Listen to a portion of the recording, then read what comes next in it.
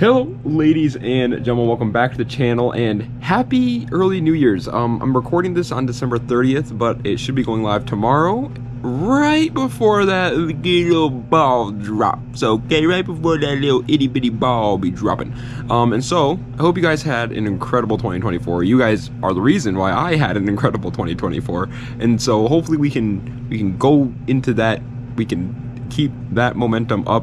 I don't know what I was trying to say there. Into 2025. For me, 2024 was the year that we reached 100,000 subscribers. So that's obviously huge. Made a bunch of friends, had a bunch of good memories. It was an amazing year. I like 2024 quite a bit, and I avoided stomach bugs.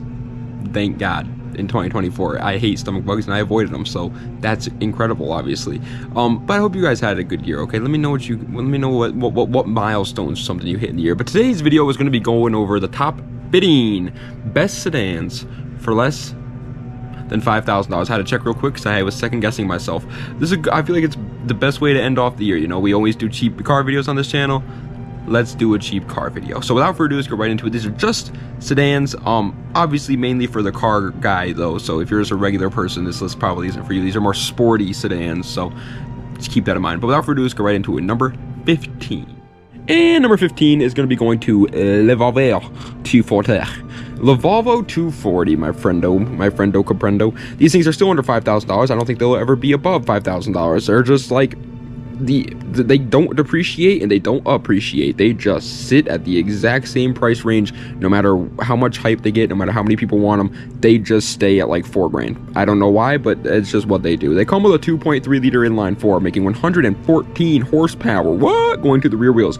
Obviously that horsepower number is quite low, but this is a 90s 80s sedan from Sweden that wasn't meant to be like a race car or anything like that, and so obviously that horsepower number, yeah, it's low, but it could be changed. It could be changed. And on top of that, it has incredible safety features. It's insanely reliable. These things are like tanks. There's a reason why you see all these videos of Russians like drifting their Volvo 240s into walls and then just keep going, because they can take it.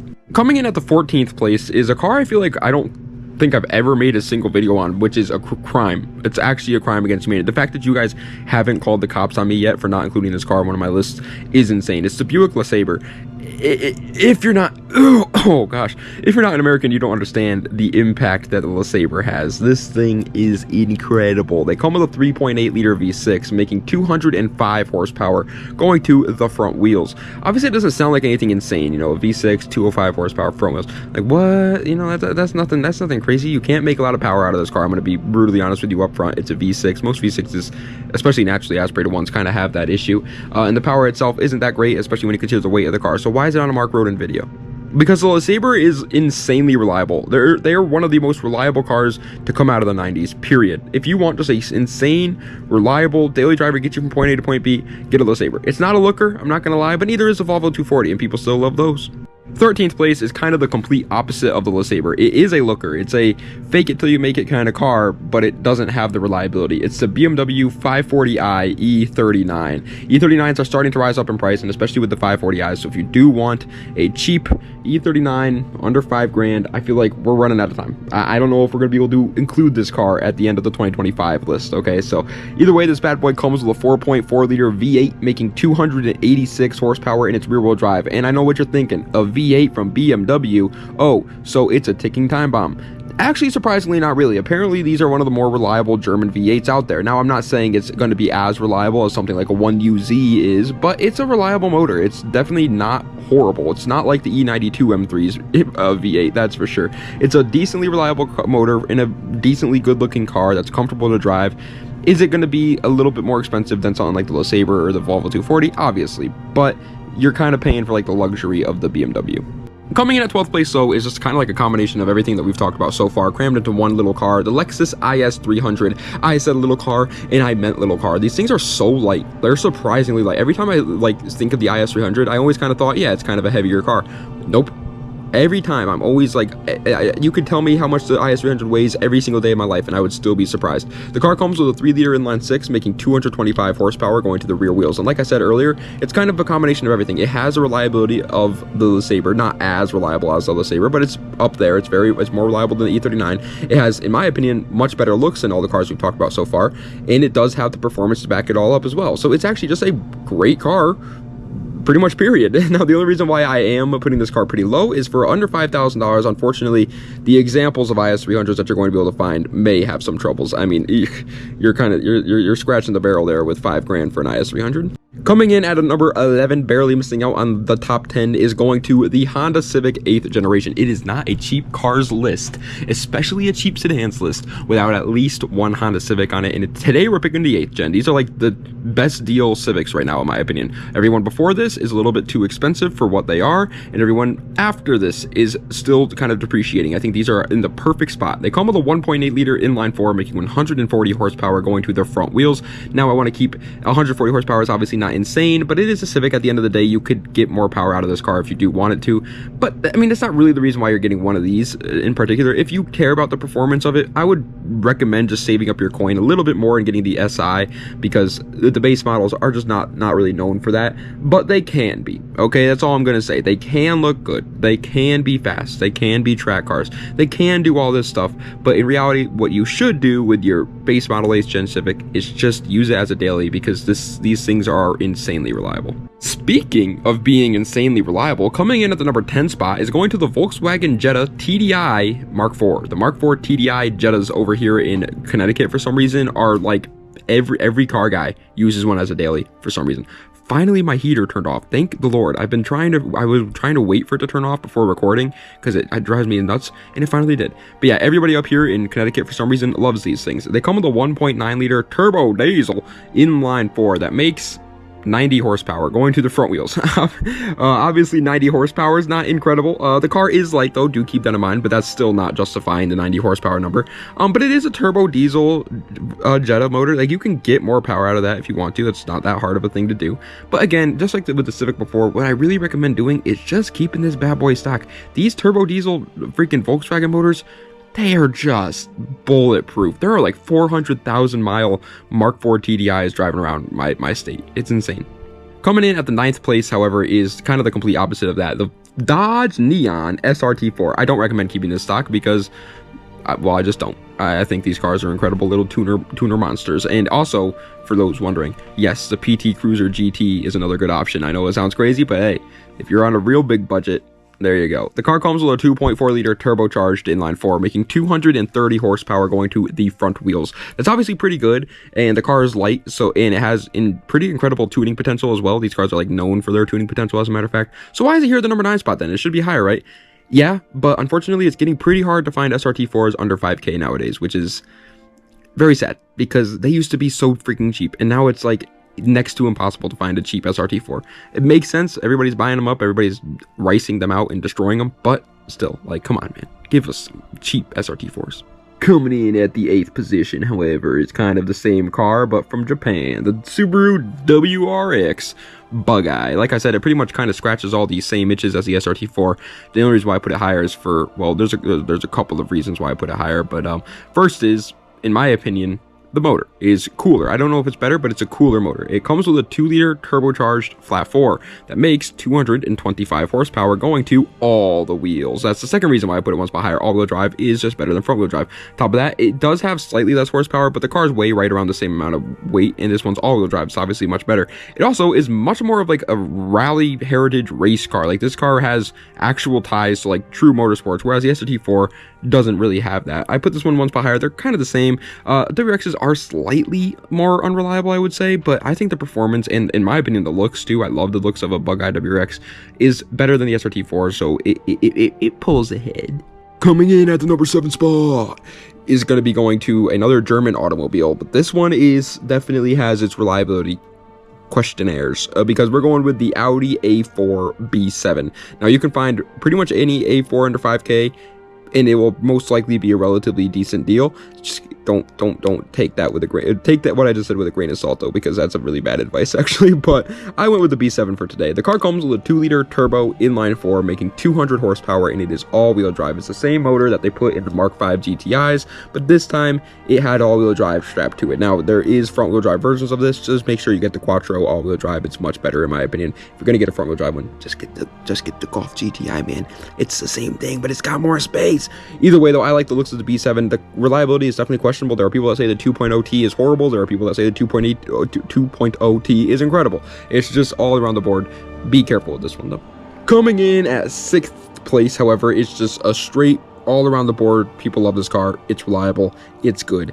It's the Honda Accord 7th generation. Like I said before when talking about the old Civic, it's not a list about good, cheap cars if there's not at least one Honda on that list. Hondas are just like the gatekeeper, the headless horseman of freaking good, cheap dailies, and this is one of them. They come with a 2.4-liter inline-4, making 166 horsepower going to the front wheels. That is a K series for those that are going to be like, wait, Mark, you forgot to mention that is a KFC series. No, I did not forget to mention that. Actually, freaking Cracker Jack, whatever his name is, what's his name? Colonel Sanders. I don't know why I thought his name was Cracker Jack. I did not forget to say that. Either way, it is a K series. It is an incredible motor to get power out of, but it's also an incredible motor if you don't want to get power out of it and just want a daily driver that can get you from point A to point B. It's also really good at that. It has more space than the Civic, but it is more heavy than the Civic, so it's kind of a questionable trade-off. Coming in at 5th place is going to another reliable V8. We actually have a decent number of them. This is not the last time we will be talking about a reliable V8 because it is going to the Ford Crown Victoria, or the Mercury, whatever, the Lincoln Town Car. What is wasn't there a Mercury one?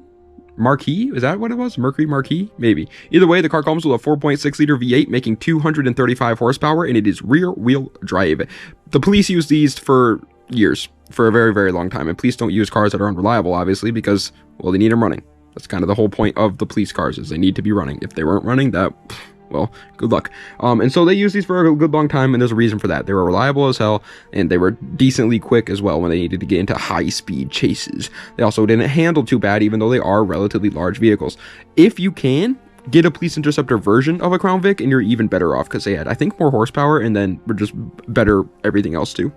Coming in at 4th place, however, is not a V8, and it is definitely not that reliable either, but I love everything else about it, so it's making those. What are you gonna do? Are you gonna sue me? Sue me? Please don't. Actually, I would just really not appreciate that. It would be a horrible start to my 2025. Please don't do that. Either way, this is the BMW 328i E90. E90s are starting to grow in popularity, as they should. Period, queen, because these cars come with a 3-liter inline-6 making 230 horsepower, and they are rear-wheel drive or all-wheel drive. You have the choice there. First, and I think only car, yep, first, and no, there's actually one more car, but first car on this list that gives you that choice, and I love vehicles that give you that choice, because if you're an enthusiast that wants the rear-wheel drive, you can get the rear-wheel drive. If you don't, and you just want a daily driver, get the all-wheel drive. It's incredible. But these cars, like I said, they do have the questionable reliability. That's the only big downside to them. I think looks-wise, they're great. Luxury-wise, they're really good for the price. Interior, like niceness, comfort, and all that, they're pretty good as well. Potential, tuning potential, it's there, not insane obviously, but it's there for sure. It's just an all-around good car, except the reliability is questionable. And finally, coming in at 3rd place, breaking its way into a podium finish, is going to the final V8, the Lexus LS400. There's a reason why everybody in the car community is talking about LS400s lately, because they are just beasts. Like, that's simply put, these things are absolute units, okay? They come with a 4-liter V8 making 270 horsepower, and they are rear-wheel drive. Now, that might seem like a lot of horsepower, but don't let it fool you. The car is very heavy, so it needs that horsepower just to drive comfortably. On top of that, these cars were not obviously built to be race cars. They were built to be their Lexus's answer to BMW 7 Series, Mercedes S-Classes. They were more along the lines of a luxury car. They're heavy, they have soft suspension, large wheelbase, but they're very comfortable, very reliable, very smooth ride. They were so smooth that as the advertisement for the Lexus LS400, they put a bunch of glasses of wine on the engine and let the car run. And was just like, yeah, look at that. Won't even spill them. And everybody's like, yeah, that's pretty cool, man. And then bought a bunch of them.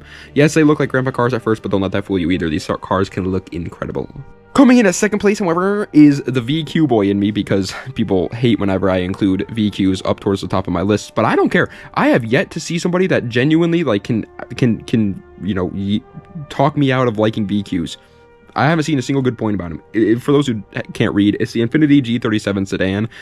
They come with a 3.7 liter V6, making 330 horsepower, and they are rear-wheel drive or all-wheel drive. It's the other car that you get that option with, which again is obviously incredible. But like I just said earlier, no one has said anything that made me be like, yeah, you know what, that's right, VQs are not a good option for their price.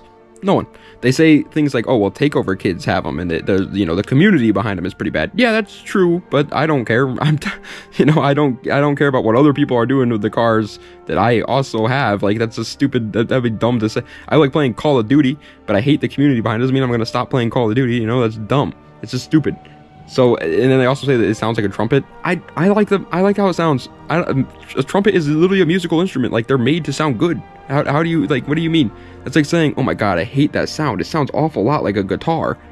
Like, what? Guitars are a good sounding instrument. It's why they're in songs. Honorable mention, because I don't really like how it looks, and it's not really that impressive in anything except some people might like it. The Dodge Dart GT. The Dodge Dart GT is definitely a disappointing car for Dodge Dart fans, but there are people out there that like it, so I thought might as well include this bad boy. It comes with a 2.4 liter inline four, making 184 horsepower going to the front wheels. Lots of fours there. It's like the Wendy's 444. Did you know they got rid of that? It makes me cry. It makes me shed a tear. It makes my boogers start flying. I hate it. I love the 444. What's up with the $5 biggie bags now? I like the $5 biggie bags and all that, but the 444 was iconic. Either way, though, the Dodge Dart GT, yeah, good car, go buy it. But coming in at first place, if you know your boy Mark Roden, then you knew that this car had to be somewhere on the list, and it's first place, because I just think they're incredible deals right now. It's the Acura TL 3rd generation. For those who don't know, this is pretty much the American version of the Accords, but like slightly more comfortable. I don't know what's up with that. I don't know the history behind the TLs here, but they come with a 3.2 liter V6 making 258 horsepower, and they are front wheel drive. There is quite literally nothing I can think of that I don't like about the Acura TLs. I think they look incredible. They're one of the better looking Hondas, as a matter of fact. They have this like aggressive but also like luxury kind of VIP style to them, which is awesome. They come with a V6, which is questionable for Honda, but it ended up paying off because these cars are very reliable and they have more power out of the gate than things like the Civic SIs, which is insane because people were paying premiums on cars like Civic SIs and Type Rs, even though at the time this car had more power than it, and people didn't even really know that. They ride more comfortable than regular Hondas, and for right now, for the price that you can get one of these, they come with manuals, by the way. For the price you can get for one of these, they're cheaper than most of the Civics and Accords and stuff. It's insane to me. But ladies and gentlemen, that is the end of today's video of the top 15 best sedans for less than $5,000. I hope you guys enjoyed. If you did, please be sure to like, comment, and subscribe to the channel for more content just like this. Let me know what other videos you'd like to see in the comment section down below. And again, I hope you guys enjoyed your 2024. I hope you guys have a great 2025. And I thank you guys so very, very much for giving me an incredible 2024. And most likely you're probably going to give me an incredible 2025 as well. So I'll thank you in advance. Thanks for the 2025 as well. How do you like me now? Now that I'm on my way. It's a great year. Great year is what I'm trying to say. Let me know if you think I missed any cars. Let me know what other videos I've seen in the comment section down below. I gotta get snappy on this one because I'm going to a New Year's party tomorrow, and so I want to make all these videos lined up, get them all prepared, get them all nice and ready to upload right at time so that I don't miss it tomorrow, because usually that's what happens. I'll be like, okay, you know what, I got this video, I'll make it tomorrow before I go to the party, but then all day tomorrow I'm nervous about the party, so I'm like and so I never end up editing the videos and I miss it. So that's not happening this time.